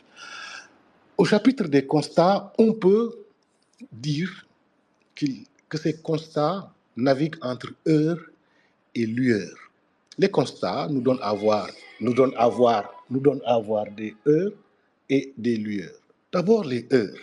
Les heures également peuvent se donner à lire au travers d'une double constatation, d'une part des dévolutions violentes et d'autre part des manipulations de textes. Les dévolutions violentes, on note qu'il y a en Afrique depuis 1952 146 putschs en Afrique. 146 putschs. On aurait pu faire une liste à la Prévert, mais ça n'aurait pas d'intérêt en réalité analytique. On peut juste dire que c'est Nasser qui a inauguré une sorte d'épidémie de putsch. On a également ce qu'on peut appeler des dirigeants à vie. L'autre chose, c'est les modifications constitutionnelles que moi j'appelle braconnage constitutionnel ou manipulation constitutionnelle.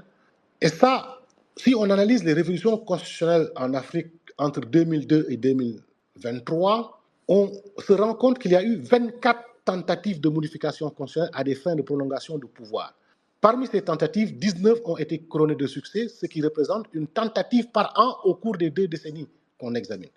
Ces modifications constitutionnelles se font généralement de 2 manières. Dans la première manière de faire, de procéder, c'est la durée des mandats qui est modifiée, le nombre d'années augmenté ou diminué.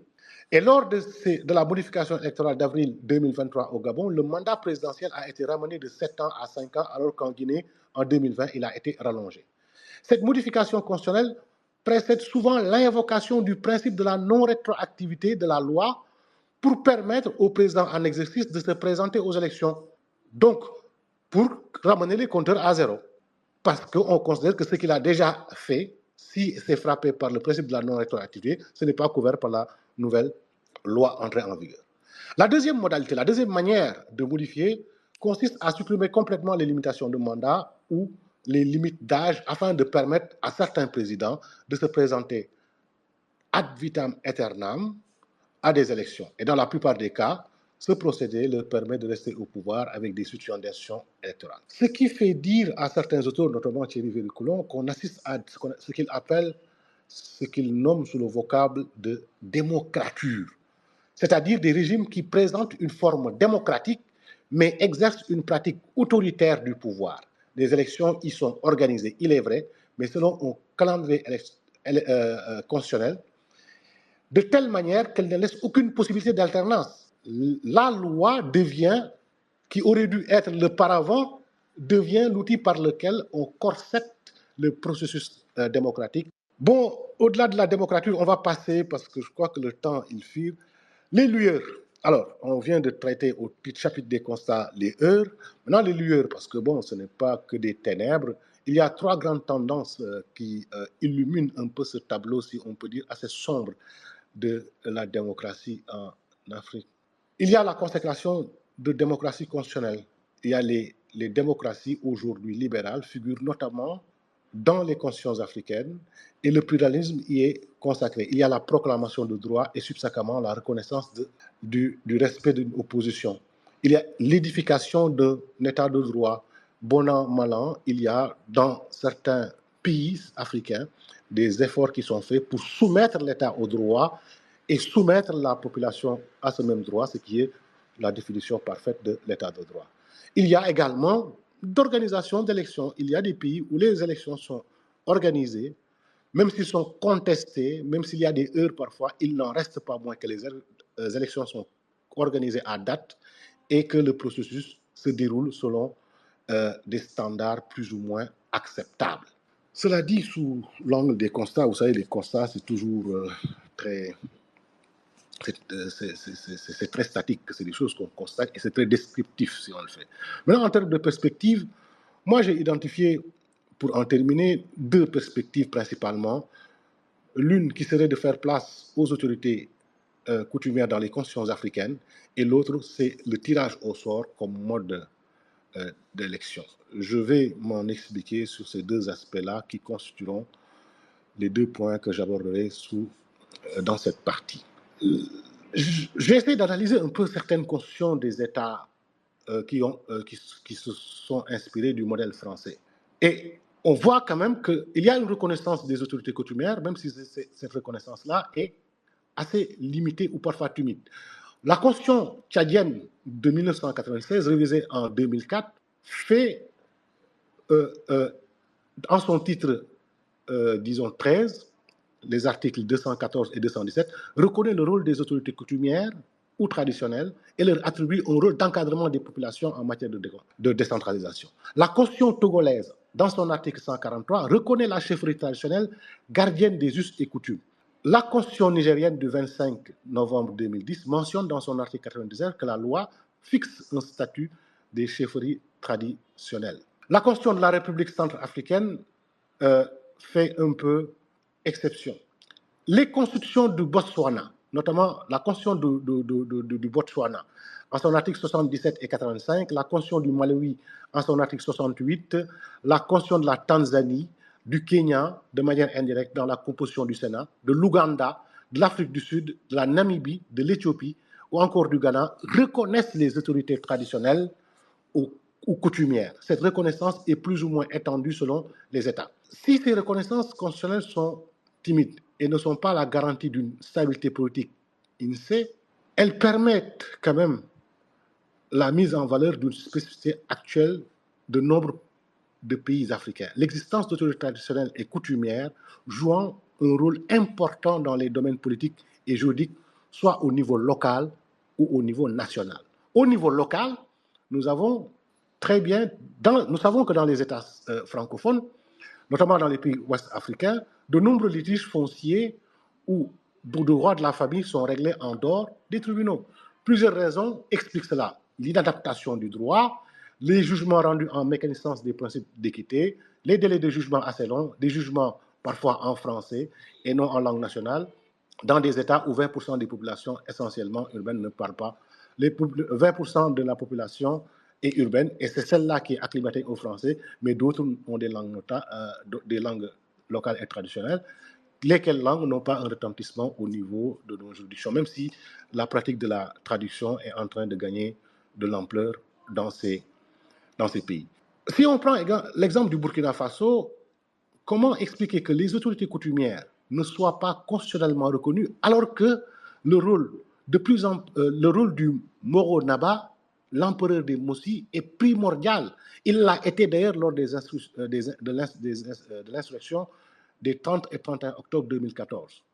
Donc, c'est parfois problématique. On sait également qu'au Ghana, il y a un mode de gouvernement Ashanti, un système qui possède un roi que l'on appelle un roi, et celui-ci est installé par la reine-mère avec un consensus obtenu notamment auprès du Conseil des Anciens. Le souverain doit rendre des comptes et il peut être congédié s'il commet des erreurs. Donc ça, c'est une forme de démocratie très africaine. La proposition donc serait de voir, je crois que quelqu'un a dû le rappeler, de mettre un peu d'africanité, de tropicalisation du cadre démocratique et ne voir la démocratie comme n'étant qu'un contenant que nous, Africains, devons remplir avec un contenu qui corresponde à des réalités auxquelles on fait, des réalités qui sont les nôtres. Ça, c'est au titre de l'introduction des autorités coutumières.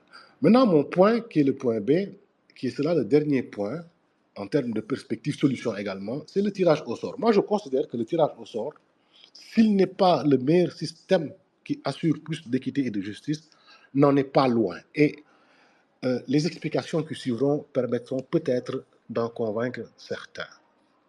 Le tirage au sort est une pratique ancestrale pour la sélection par le hasard. Il s'inscrit dans une perspective à la fois égalitaire et libérale. Le hasard, en effet, ne favorise aucun candidat et rend vaine toute tentative de corruption et d'abus de pouvoir.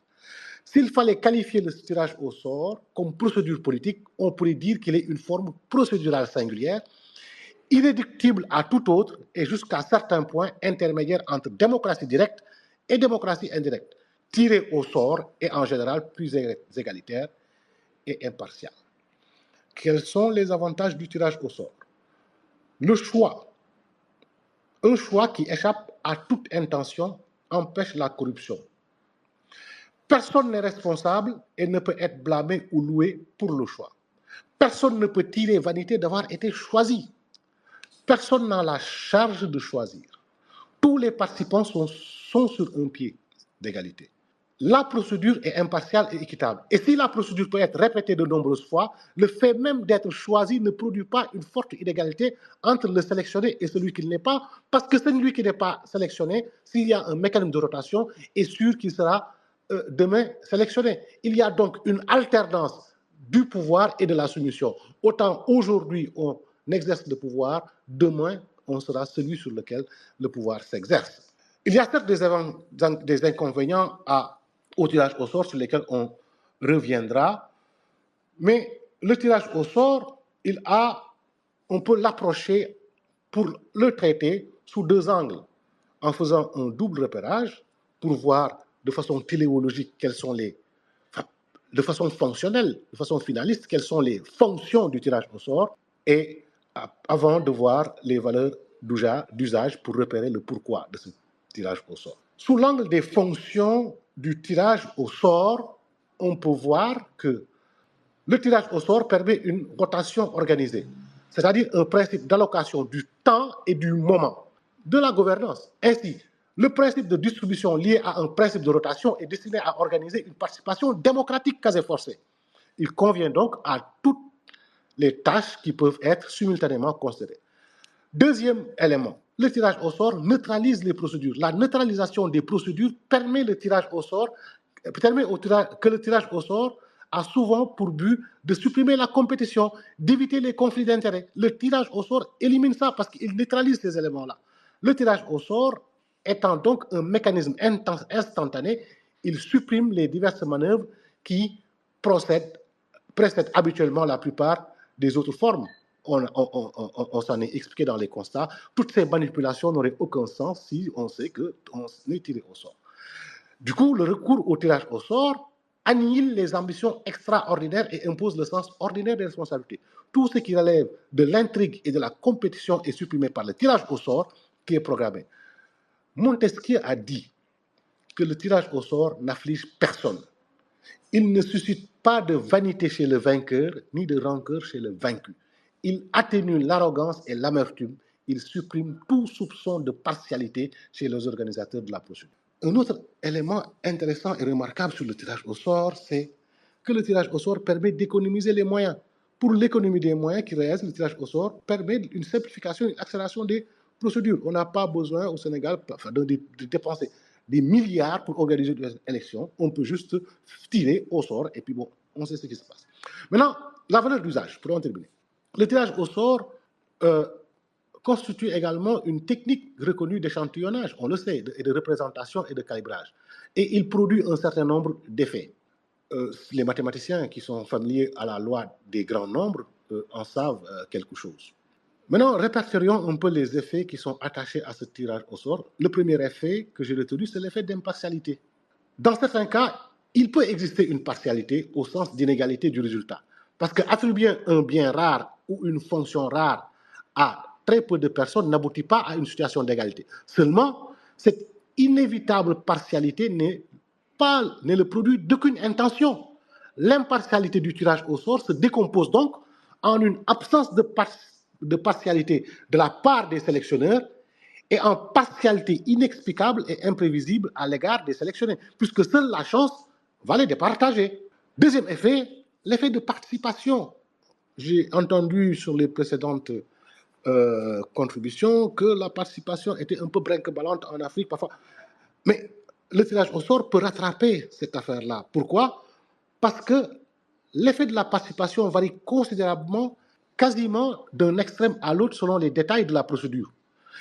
Le tirage au sort, par contre, peut être un élément qui peut éliminer cet effet-là. Parce qu'à la différence du vote, on peut utiliser le tirage au sort à des fins de participation très étendues et très inclusives, voisinant avec l'obligation. C'est alors une conception d'un devoir civique, professionnel, social ou autre.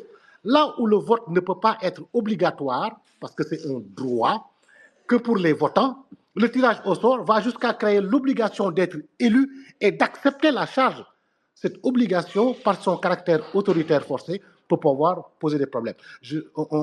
On va, dans les discussions, si possible, avancer sur ces points. J'aimerais évoquer un point qu'on appelle le blind break, ou la fenêtre de l'aveugle. Et je vous dis que des propositions sérieuses ont été faites au niveau même du Parlement européen pour instituer le tirage au sort dans la désignation des représentants. Bon, on va me laisser 2 minutes de terminer, je vois Maître, mais une minute maintenant. Le blind break, c'est ce qui est le plus spécifique au tirage au sort. Ce qui est le plus spécifique au tirage au sort, c'est son caractère irrationnel, comme le remarque le politologue Dowlen. Le tirage au sort n'est pas rationnel, mais il n'est pas antirationnel ou irrationnel. Il est arationnel. Il consiste en une sorte de fenêtre aveugle. Parce que ce que je vois qu'il se passe, quelque chose, à savoir l'acte de tirage, mais je ne vois pas ce qui se passe puisque je ne peux pas prédire le résultat ni l'influencer. C'est ça la fenêtre aveugle. Le mécanisme donc ne permet pas d'exercer une influence sur les éléments une fois qu'ils sont entrés dans l'opération matérielle de sélection, ni de prévoir ce qui va se passer. Le tirage au sort, donc, permettrait quelque part de débarrasser la désignation de celui qui va gouverner. Tout ce processus sera débarrassé de l'ensemble des dépravations qui lui sont aujourd'hui comme irrémédiablement attachées en milieu africain.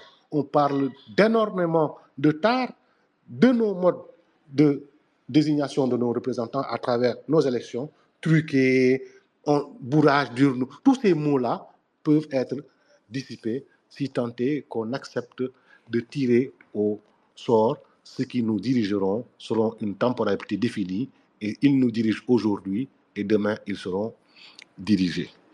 Je vous remercie. Un grand merci à Ibrahima pour cette présentation. Et toujours dans le cadre du groupe 2, je voudrais inviter cette fois-ci notre ami Mex Sommet dans le cadre du groupe 2, dont le thème général est le pouvoir et la dévolution du pouvoir.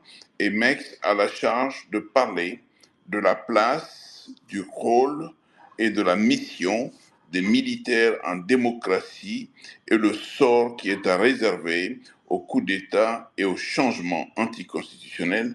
Mex, tu as 15 minutes, donc ce serait à 23h01 que tu devrais t'arrêter. Mex. Oui, bonsoir à tout le monde. En tant que corps, l'armée est l'ultime recours de la nation en cas de péril extérieur. L'ultime arbitre également, si par malheur, les divisions intestines et l'affaiblissement du ressort national en viennent à compromettre sa cohésion. C'est ça la dualité du rôle de l'armée dans un État. C'est que sa première fonction, c'est la défense de la sécurité nationale vis-à-vis d'agressions extérieures. C'est très important, d'agressions extérieures. Et certains en tirent la conclusion rapide que le rôle de l'armée, c'est dans les casernes et qu'elle n'a rien à faire ailleurs que dans les casernes ou au front quand il y a la guerre. Vous verrez que c'est un peu plus subtil que ça. Parce que justement, il y a le deuxième aspect aussi, qui est que certains attribuent à l'armée une fonction différente, celle d'intervenir dans les discordes civils et d'y jouer un rôle d'ultime arbitre. Prise littéralement, cette seconde proposition n'irait en rien de moins qu'à mettre en place, qu'à mettre la force des armes au-dessus du pouvoir des lois, à placer le citoyen sous la surveillance du militaire et à reconnaître à celle-ci une sorte de droit au coup d'État. Par la force des circonstances, l'armée a été amenée en Afrique à se faire une idée de son rôle qui déborde le domaine proprement militaire vers l'action morale, administrative et politique. Là est la cause du conflit le plus grave, car rien ne paraît aux officiers plus nécessaire que ce surcroît de puissance et rien n'effraie davantage le secteur de l'opinion éclairée et libérale qui voit dans une intervention des militaires à l'intérieur de l'État le péril majeur pour la démocratie. Pourtant, nos armées ont des spécificités qu'il ne faut pas ignorer. Parce que dans le cadre du processus de formation de l'État dans l'Afrique postcoloniale, les forces armées ont été établies comme des éléments manifestes du dispositif de l'État. Leur mission principale étant la défense de la société contre toute agression externe. Elles ont un rôle de renfort de la sécurité intérieure seulement en cas de nécessité absolue. En d'autres termes, la principale raison d'être de l'établissement d'une armée était la défense territoriale de l'État. Par la suite, les forces armées étaient censées se transformer en forces nationalistes et non partisanes, je répète, dont la loyauté appartenait avant tout à l'État. Parce que les pays africains ont une double particularité. Un, celle d'être des créations récentes, ayant accédé à la souveraineté internationale les derniers, et deux, d'avoir leurs frontières définies par des puissances étrangères autour d'une table avec des règles, des équerres et des compas, et non au canon, comme sur d'autres continents, comme notamment l'Europe et l'Amérique du Nord, qui sont les berceaux de la démocratie libérale. Donc, l'évolution des armées est concomitante avec l'évolution des États. Et les États africains n'ayant pas été créés de la même manière que d'autres États plus anciens, évidemment, leur armée ne peut pas avoir déjà eu la même évolution que les armées de ces États-là. Un État démocratique libéral remplit son rôle protecteur au sein de la communauté politique en instituant un État de droit, respecté à travers la sanction. Pour préserver son autorité, l'État doit protéger ses citoyens des menaces étrangères, par le biais en particulier d'une institution militaire efficace. Paradoxalement, l'armée est bien souvent cette même menace dont les citoyens cherchent à se protéger. Alors, il est important d'avoir une armée assez forte pour protéger l'État. Les forces armées ne peuvent pas rester sans son contrôle propre. Libérée des restrictions imposées, l'armée peut très bien poursuivre ses intérêts propres et ses désirs et constituer une menace interne pour le pouvoir souverain. Et c'est ce qu'on a vu se multiplier en Afrique. Ce qui demeure une certitude, c'est que les armées ont pendant longtemps été un obstacle majeur à la démocratie en Afrique, s'emparant du pouvoir et à une fréquence accablante et dominant bien souvent le processus politique, même sous les régimes civils. Malheureusement, cette tendance perdure en divers endroits, étant du Burkina Faso, qui est champion du monde en taux de réussite de coup d'État. Je vois un peu, vous voyez de quoi je parle. Donc, pourtant, au fur et à mesure, les armées africaines, d'ennemis de la démocratie, en deviennent parfois les défenseurs dans quelques pays. Le rôle positif joué par l'armée dans la transition démocratique de nations telles que le Mali avec ATT, le Bénin avec le général Mathieu Kénokou et le Ghana avec John Jerry Rawlings s'est avéré décisif, mais ne doit pas être surestimé. Les armées en Afrique constituent et restent des acteurs politiques cruciaux. Selon William Guthrie, la question n'est pas de savoir si les armées vont participer à la politique, mais plutôt de savoir dans quelle mesure et par quels moyens. De l'indépendance à nos jours, qu'est-ce qu'on a constaté? C'est que depuis les indépendances, les forces de sécurité de la plupart des pays africains avaient souffert de la médiocrité de la gouvernance.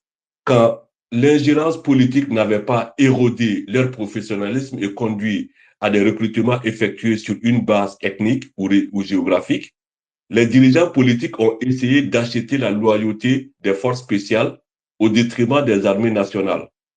Contrairement à la croyance populaire, ce sont surtout les régimes militaires qui ont nui à l'efficacité des forces de sécurité, tandis que les États à parti unique, pour leur part, exigeaient la loyauté au parti avant le professionnalisme des forces armées. Souvent, c'est assez peu intéressé au rôle et aux missions des forces de sécurité et à leur bonne gestion. Parfois, elles ont servi d'employeurs de dernier recours, d'où des effectifs militaires pléthoriques, mais sans entraînement adéquat et au niveau d'éducation très bas. Cela dit, vouloir invisibiliser un tel acteur majeur qu'est l'armée, et ça rejoint un peu ce que mon prédécesseur disait par rapport aux chefferies coutumières et religieuses, c'est une erreur, car c'est une nation qui reste à bâtir sur des territoires définis par d'autres, mais acceptés au moment des indépendances, c'est commettre la même erreur que de tenter d'invisibilité d'autres forces comme les femmes, les jeunes et les chefferies coutumières et religieuses. Les pays africains ne se sont pas construits comme d'autres. Leur marche vers la démocratie, la modernité et l'état de droit ne peut pas suivre le même canevas, le même chemin que les autres. Partant de notre situation actuelle, nous devons trouver des creusets pour fabriquer des sociétés homogènes. Et c'est là où l'intégration africaine peut nous être utile. Pourquoi? Parce que pour fonctionner, une intégration économique a besoin d'harmonisation politique. Dans ce monde mondialisé et de plus en plus dérégulé, seuls les grands ensembles pèsent. Or, toute intégration économique entraîne inéluctablement une harmonisation des politiques nationales et des abandons partiels de souveraineté. Chose que nos dirigeants font, mais n'expliquent pas toujours et se gardent bien d'informer les populations. Et on voit par exemple le débat qu'il y a en AES sur la CEDEAO, qui a certes beaucoup de défauts, et je reviendrai sur des propositions d'amélioration de la CEDEAO, mais qui n'est pas responsable de ce qu'on lui impute en réalité. Les gens ne sont pas conscients que faire partie de la CEDEAO, c'est un abandon partiel de notre souveraineté, notamment en matière douanière, par exemple. Rien que ça. La Chine est aujourd'hui le premier partenaire économique de tous nos États. Et la politique de la Chine consiste à préférer les relations bilatérales aux relations multilatérales avec des grands ensembles. Elle le fait même avec l'Union européenne, dans laquelle elle essaye de diviser pour régner. Plusieurs pays européens ont cédé aux sirènes des nouvelles routes de la soie. Ils sont en train d'en revenir, ayant compris qu'ils ont plus intérêt à des accords Chine-Union européenne plutôt qu'à des accords de chaque pays européen pris séparément face à la Chine. La CEDEAO est l'une des organisations sous-régionales africaines la plus fonctionnelle et la plus opérationnelle. Elle reste à approfondir, notamment sur 4 axes. Premièrement, au plan parlementaire, le Parlement de la CEDEAO doit être directement élu par les électeurs de la CEDEAO et non sélectionné par le pouvoir exécutif parmi les parlementaires nationaux. Et ce Parlement doit être un véritable contre-pouvoir face à l'exécutif qu'est la conférence des chefs d'État. Ça, c'est l'aspect démocratie au sein de la CEDEAO. Et l'Union européenne, entre parenthèses, a connu la même évolution. Donc, les décisions de la Cour de justice de la CEDEAO doivent être exécutoires pour les États membres. Troisièmement, le protocole additionnel de 2001 sur la démocratie et la bonne gouvernance doit être revu afin de réserver le même sort au coup d'État constitutionnel qu'au coup d'État militaire. Et quatrièmement, la CEDEAO doit également avoir un volet militaire pour faire face aux nouveaux dangers que sont le djihadisme et les rébellions armées. Les autres grandes régions africaines doivent en faire autant, de sorte que l'Union africaine soit l'union des organisations régionales. C'est à ce prix-là et à ce prix-là seulement, de mon point de vue, que nous tournerons enfin la page de l'instabilité politique dans nos pays. En conclusion, les États africains n'ont ni la même genèse, ni la même histoire, ni le même parcours que les pays à travers lesquels ils sont entrés dans le concert des nations à travers leur adhésion à l'ONU. Leur marche vers la démocratie ne peut donc pas suivre les mêmes chemins. Ces États n'ont pas été constitués par la guerre, leurs frontières n'ont pas été destinées au canon comme en Europe ou en Amérique. Leurs armées n'y ont donc joué aucun rôle dans la définition de leur territoire. Et cela, même là où il y a eu des luttes armées de libération nationale contre l'ancien colon. Pour autant, l'armée constitue une force politique que l'on ne peut pas invisibiliser d'un trait de plume dans l'édification de ces jeunes pays. C'est en trouvant un bon équilibre entre le politique, la société et l'armée que celle-ci pourra enfin trouver le chemin vers le rôle qui doit être le sien dans une démocratie, c'est-à-dire garantir l'intégrité du territoire et la protection des populations, de l'ensemble des populations et non pas que d'une partie des populations. Merci. Nous espérons que cet épisode vous a plu. Si c'est le cas, nous vous invitons à vous abonner à notre podcast et à nous suivre sur Twitter et nos réseaux en général, ainsi que sur d'autres plateformes pour rester informés des prochains débats en live et des épisodes à venir. N'hésitez pas à partager votre avis sur l'épisode. Nous sommes toujours reconnaissants lorsque vous vous exprimez.